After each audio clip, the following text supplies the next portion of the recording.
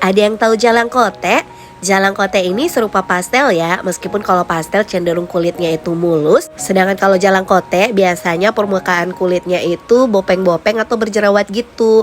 Terus isiannya juga biasanya sih kalau aku sukanya yang pakai bihun sama ubi jalar. Tapi boleh disesuaikan lagi ya isiannya. Dan yang paling bikin rasanya mantul itu adalah lomboknya atau sambelnya. Nah untuk isiannya ini aku pakai wortel dan juga ubi jalar. Tapi ubi jalarnya tuh bisa diganti dengan kentang kalau misalnya nggak suka ya. Dan di sini aku tambahin air sedikit biar nanti dia lebih cepat matangnya. Lalu kemudian di sini aku tutup, tapi karena tutupnya nggak rapat jadi lepas dulu pegangannya karena pancinya ini bagus banget, bisa bongkar pasang gitu pegangannya. Nah udah rapat nih tutupnya, udah aku diemin sampai dia matang ya, kurang lebih sampai dia empuk gitu. Jangan juga terlalu lembek karena kita akan masih proses lagi.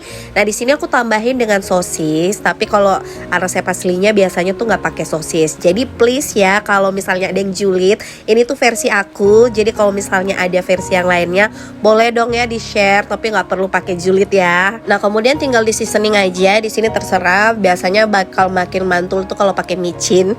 Tapi boleh juga kalau misalnya nggak suka micin juga nggak apa-apa, silahkanlah disesuaikan aja. Begitupun juga untuk resep kulitnya ya. Untuk resep kulitnya ini aku pakai versi aku. Jadi kalau misalnya ada yang beda resepnya boleh di spill, nanti aku bakal coba resep dari bunda-bunda atau kakak-kakak yang ada. Tapi yang pastinya ini resep dari aku dan aku udah nyobain, rasanya sih enak ya kalau menurut aku, dan juga sesuai dengan tekstur yang aku pengenin. Jadi sekali lagi nggak pakai julid-julid. Soalnya aku mau curhat dikit nih, beberapa kali aku bikin resep khas Makassar ataupun juga khas Sulawesi Selatan atau apalah itu ya, tapi ya gitu loh, pada julid pada komplain ke aku, padahal aku udah bilang ini resep ala aku. Dan yang pasti resep yang aku share itu memang udah aku coba, udah berhasil dan menurut aku tuh enak. Jadi terserah deh kalau misalnya beda ya nggak apa-apa sih, karena kan boleh aja orang bereksperimen atau berkreasi gitu. Tapi please jangan pakai kata-kata yang bikin nyesek gitu ya dengernya, karena untuk sharing resep itu kita kan harus bikin video dan itu tuh butuh effort gitu, butuh usaha, butuh tenaga, butuh waktu,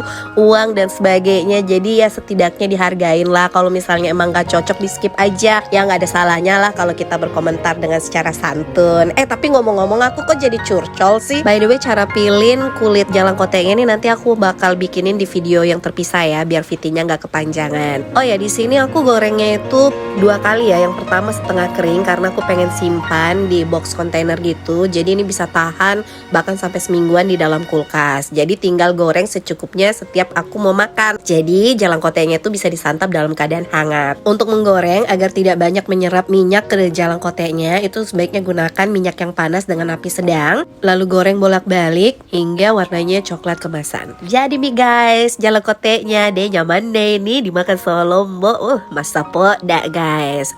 Selamat mencoba ya.